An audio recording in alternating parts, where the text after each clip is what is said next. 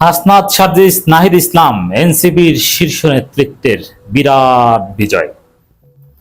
পুরো বিএনপির পরিকল্পনা, গোয়েন্দা সংস্থার পরিকল্পনা, ডিসি এসপির পরিকল্পনা, পুরো পুলিশ প্রশাসনের দফায় দফায় ব্যারিকেড বাধা, বালু ট্রাক, যদিও ভিতরে বালু ছিল না যতদূর জানতে পেরেছি, ট্রাক বা বালু ট্রাক যাই বলেন না কেন, সবকিছু অতিক্রম করে ধীরে ধীরে মঞ্জিলে মকসুদে পৌঁছে যাচ্ছেন হাসনাত সার্জিসরা, এনসিপির শীর্ষ নেতৃত্ব।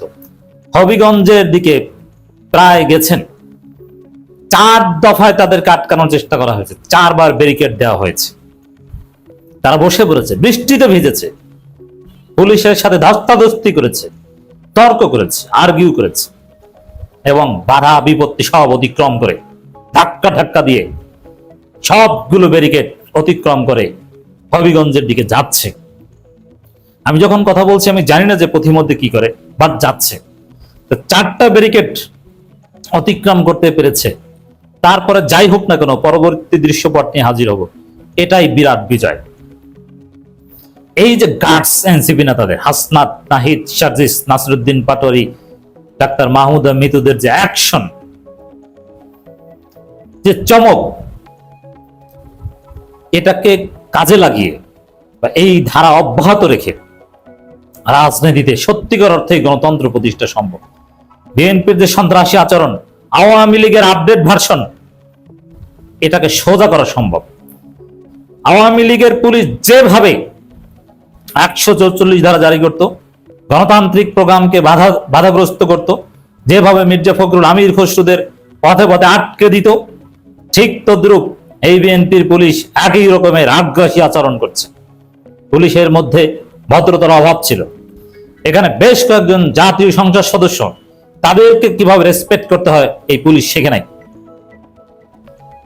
দর্শক দেখেন, জামাত এমপি যশোরে তার বাসভবনে যে মব করেছিল, ওইটাকে কেন্দ্র করে যদি এরকম ঘটনা ঘটাতো, এখানে জামাত, এনসিপি, জামাত, শিবির, এনসিপি, আমরা সবার উদ্দেশ্যে আহ্বান জানাতে চাই, সবাই মিলেমিশে ঐক্যবদ্ধ হয়ে বিএনপির সন্ত্রাসকে রুখে দিন। বিএনপি সোজা হয়ে যাবে। বিএনপি আওয়ামী লীগের মতো এত খারাপ না।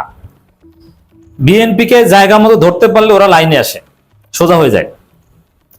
তাই নাসিরউদ্দিন পাটোয়ারিরা হবিগঞ্জে যে শিক্ষা বিএনপিকে দিচ্ছে, বিএনপি এখন প্রশাসনের বুদ্ধিতে, গোয়েন্দা সংস্থার বুদ্ধিতে রাজনীতি করে। হবিগঞ্জের ডিসি, হবিগঞ্জের এসপি এরা বলছিল যে ওদেরকে পথে আটকে দেই, ওদেরকে ঢুকতে দেওয়া যাবে না, 144 ধারা জারি করেন। তার চাইতে বরং বিএনপি যদি সন্ত্রাসীদের গ্রেপ্তার করতো, কারণ একদম ক্যামেরার সামনে হামলা করা হয়েছে। তারপর এনসিপি যেহেতু মজলুম, ভিকটিম, তারা বিক্ষোভ মিছিল করবে, ইটস ভেরি নর্মাল। বরং এই জায়গায় যদি সহায়তা করতো পুলিশ, বিএনপির জন্য ভালো হতো, বিএনপি সরকারের সুনাম হতো। কিন্তু না, তারা ওই অতি উৎসাহী পুলিশ, অতি উৎসাহী গোয়েন্দারা বুদ্ধি দিয়েছে যে না, পথে আটকে দিই। ওরা আর কি যাবে, বালু ট্রাক আছে না, কিন্তু পারছেন আটকে দিতে, পারেন নাই। এজন্য দেশব্যাপী জামাত, শিবির, এনসিপি এরা এক হয়ে যদি সব জায়গায়, যেমন এই মুহূর্তে হবিগঞ্জের পুরো এনসিপি নেতৃত্বের যে দাবি, তার সাথে জামাতের উচিত একাত্মতা পোষণ করা, বিবৃতি দেওয়া, এবং পুরো বাংলাদেশে এনসিপির ছেলেরা রাস্তায় নেমে যাও, শিবিরের সাথে যোগাযোগ করো, শিবিরের কাছে, জামাতের কাছে ম্যান পাওয়ার চাও, সমস্ত মহাসড়কগুলো অবরোধ করে দাও, আলটিমেটাম দাও, যতক্ষণ পর্যন্ত সার্জিস আলম, নাসিরউদ্দিন পাটোয়ারি সহ জুলাই যোদ্ধাদের উপর সন্ত্রাসী যারা হামলা করেছে তাদের গ্রেপ্তার করা না হবে, ততক্ষণে গাড়ি ঘোড়া চলবে না। জামাত শিবির রাজপথে নেমে পড়ুন। যশোরে জামাত এমপির বাসভবনে মব সৃষ্টিকারী, নারীদের উপর হামলাকারী সন্ত্রাসীদেরকে, এমনকি বিএনপির জেলা সেক্রেটারি যশোরে, যিনি এই হামলার সাথে জড়িত, আমরা খোঁজ পেয়েছি, তাদেরকে যদি গ্রেপ্তার করা না হয়, পুরো বাংলাদেশের সমস্ত মহাসড়ক আটকে দেন, সোজা হয়ে যাবে। একবার সোজা করতে পারলে বারবার আপনাদের রাজপথে নামা লাগবে না।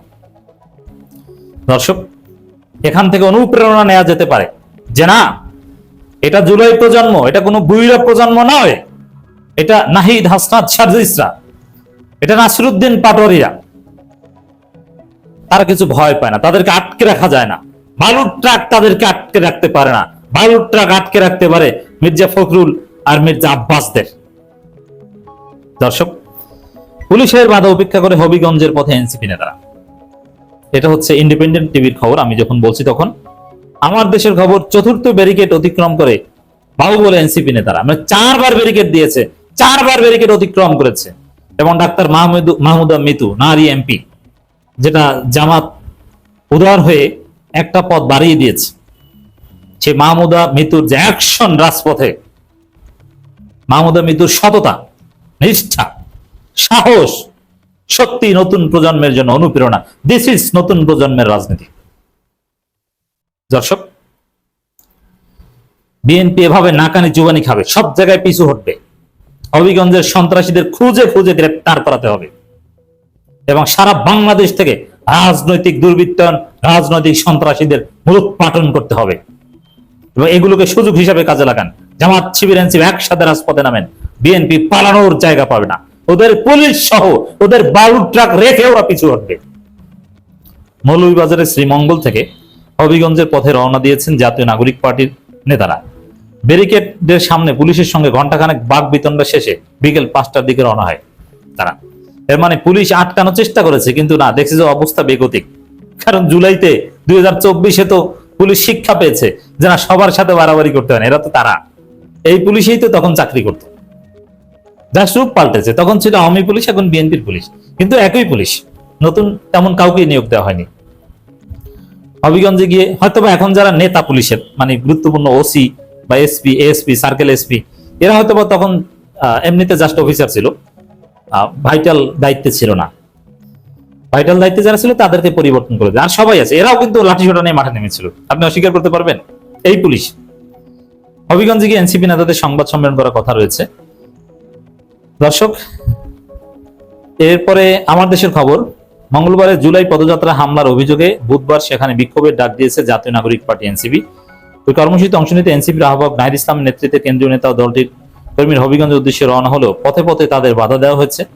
বিকেলে শেষ খবর পাওয়া পর্যন্ত পুলিশের বাধার মুখে তারা হবিগঞ্জে বাহুবল উপজেলার কামাইছড়ায় ঢাকা সিলেট মহাসড়কে অবস্থান করে। এই সময় মুষলধারে বৃষ্টি নামে, এনসিপি নেতারা বৃষ্টিতে ভিজে সেখানে অবস্থান করে। এমন না যে বৃষ্টি নামছে, চলো আমরা একটু মাথা যেন না ভিজে গাড়ির মধ্যে ঢুকি, ট্রাকের নিচে ঢুকি, না, বৃষ্টিতে ভিজে তারা স্লোগান দিচ্ছে। কোনো ঝড় বৃষ্টি, কোনো বালুর ট্রাক, কোনো খালি ট্রাক, হেলমেট বাহিনী, কেউ এনসিপি নেতাদের, এই জুলাই যোদ্ধা তরুণদের আটকাতে পারছে না। দর্শক,